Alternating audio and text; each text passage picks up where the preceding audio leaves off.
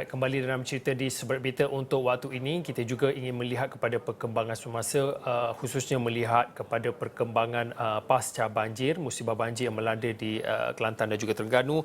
Kalau kita lihat dan juga merujuk kepada portal info bencana JKM, yang mana kalau di Terengganu kemaskini sehingga jam 2.31 petang, 5 pusat pemindahan masih lagi dibuka menempatkan 993 mangsa daripada 297 keluarga, manakala di Kelantan 12 lagi PPS masih lagi dibuka menempatkan lebih pada 3,688 mangsa daripada 1,148 keluarga. Kalau boleh pada waktu ini saya nak terus bersama dengan Muhammad Fendi.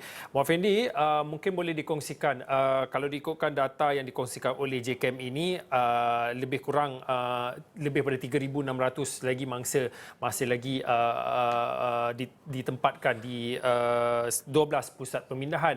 Mungkin ada secara detail dan juga terperincinya yang boleh dikongsikan perkembangan semasa khususnya melihat kepada pasca banjir di Kelantan secara khususnya? Baik, terima kasih Fauzi. Seperti yang kita ketahui dan juga dari info yang dipaparkan, jumlah mangsa banjir yang sedang berada di pusat pemindahan sementara telah pun menurun kepada angka lebih daripada 3,600 orang. Dan pada masa ini hanya 2 jajahan yang terlibat dengan banjir. Berbanding sebelum ini 6 jajahan dan tinggal jajahan Pasir Mas dan juga Tumpat. Dan pada waktu ini juga mangsa banjir sebahagian besarnya penduduk di sekitar Rantau Panjang telah pun pulang ke rumah bermula 2 hari yang lepas. Namun sebahagian kampung termasuk Kampung Tersang, Kampung Tasik Permai dan sebagainya masih lagi digenangi air. Mereka yang pulang, mangsa banjir yang pulang, mungkin sebahagiannya sedang menjalankan aktiviti membersih rumah dan melihat perkakas rumah ataupun peralatan rumah yang musnah akibat banjir yang rata-rata sebahagian besarnya sifatkan banjir yang melanda Rantau Panjang khususnya merupakan sesuatu fenomena yang amat luar biasa. Mereka juga mendakwa banjir yang berlaku kali ini mengatasi banjir yang besar melanda Kelantan pada tahun 2014. Kerana saya memerhatikan sebahagian tempat yang sebelum ini pada tahun-tahun sebelumnya, jika dilihat pada situasi banjirnya, air mencecah kepada paras tangga misalnya atau hanya di pekarangan rumah. Namun apa yang saya saksikan beberapa hari lepas, sebahagian rumah ditenggelami, bahkan ada yang nampak bumbung. Dan banjir kali ini di daerah ataupun di jajahan Pasir Mas di Rantau Panjang ini menyaksikan 5 buah rumah dihanyutkan oleh arus deras. Dan situasi ini mungkin disebabkan berlakunya peningkatan paras air secara mendadak dan arus deras Sungai Golok yang telah pun mengakibatkan 5 buah rumah pusaka, rumah yang didiami oleh penduduk di Kampung Tersang dihanyutkan oleh arus deras. Pada waktu ini kita bercakap soal pasca banjir, sudah semestinya mereka yang terkesan kembali untuk memulakan kehidupan mereka, kembali untuk membersihkan rumah, dan ada sebahagiannya masih lagi buntu memikirkan berapakah belanja yang harus dikeluarkan, apa peralatan yang harus dibeli, pakaian mana yang perlu didahulukan, kerana saya dimaklumkan sebahagian besar mereka yang terjejas ini keseluruhannya, bukan keseluruhannya tapi sebahagiannya ia membabitkan kerugian besar kepada harta benda termasuklah perkakas dan juga peralatan di dalam rumah. Jadi saya sempat menemual dan menemui beberapa orang mangsa banjir yang pulang pada hari ini mulai membersih rumah dan mereka menyatakan kerugian dan juga keperitan mereka menghadapi banjir bah buruk yang mereka sifatkan paling buruk sejak 30 tahun. Jadi kita dengarkan apa yang diperkatakan. Kalau boleh pergi dah ni rasanya lelah korang tahu lah. Memang banjir. 2014 ia bersadar ya. Tapi tak seteruk ni lah. Kira pernah alami dah lah. Kira ada kali jekal mekak dulu. Jadi ni kat pinggir dalam rumah. Kira gitulah beza dia. Ini rumah banyak penuh kok. Oh, bagai rumah banyak nak. Oh, ngah mesej basuh ngah betul sejuk lah, tak tahu pun nak kedok dan dia tak selai kita akak tinggi. Bapa puyuk belangon belanal situ lagi lah, tak sipai lagi lah. Dia tak anyut. Ya, air masuk kau ni. Masuk ke sepai ni, tubik ke dapur. Tak jaga. Tak jaga. Pak enye lago sebuti. Tak diambil. Banjir luar biasa, penduduk kata banjir biasa dengan banjir tu. okey. Biasa dengan banjir sokmo. Tahun sekali ni rasa kali perik dah. masa lebih pas pada Jakar dah ni.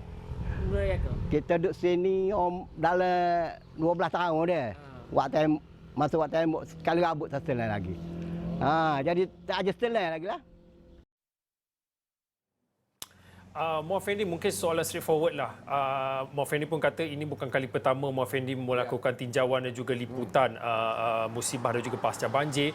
Mungkin pada waktu ini, mungkin boleh dikongsikan selain daripada bantuan wang ataupun kewangan yang mereka perlukan, apa lagi jenis bantuan yang mangsa banjir ini perlukan?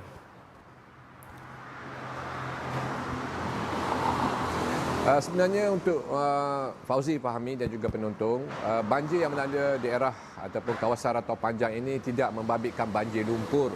Hanya banjir air yang tidak begitu teruk ataupun tidak bercampur dengan lumpur. Dan apabila kita bercakap berkenaan soal pembersihan, soal ingin mengemaskan rumah, mungkin warga emas, golongan mereka yang kurang berupaya, mereka yang sebahagiannya adalah penoreh getah, mungkin memerlukan bantuan ataupun tenaga kerja daripada badan bukan kerajaan, Jabatan Bomba dan juga agensi yang berkaitan supaya membantu meringankan beban mereka. Ada sebahagiannya menghantar seperti water pump untuk membersihkan halaman rumah daripada sisa-sisa ataupun sampah sarak. Mungkin ada sebahagiannya menghantarkan bantuan seperti tilam, selimut dan sebagainya, kerana kita tahu rumah yang ditenggelami air itu tilam mereka apa jua peralatan yang kain semuanya basah, mereka memerlukan benda yang sementara seperti tilam ataupun toto dan sebagainya. Dan saya melihat pelbagai bantuan dari sudut keperluan dan juga tenaga telah mulai sampai di kawasan Rantau Panjang sejak semalam. Dan agensi seperti Jabatan Bomba dan Penyelamat, polis, tentera, rela dan sebagainya telah pun memulakan kerja-kerja CSR mereka membantu khususnya bagi golongan warga emas yang memerlukan sokongan dan juga tenaga kerja muda bagi menguruskan ataupun memulakan kembali kehidupan mereka pada waktu ini. Dan juga Fauzi, kalau ada masa lagi, pada masa ini tumpuan juga mungkin terarah ke daerah Tumpat, Jajahan Tumpat, di mana beberapa kampung di sana masih lagi digenangi air. Dan untuk makluman Fauzi, kebiasaannya Tumpat akan mengalami situasi banjir air termenung. Dan situasi ini mungkin memakan masa melebihi seminggu. Dan pada waktu ini akses untuk masuk ke beberapa tempat hanya boleh melalui kenderaan berat seperti lori dan juga bot.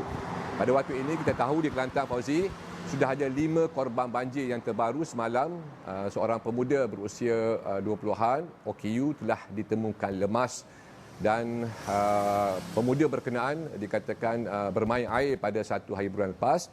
Dan jasadnya ditemukan semalam. Seperti yang dimaklumkan Fauzi, kita tahu banjir bukannya pesta.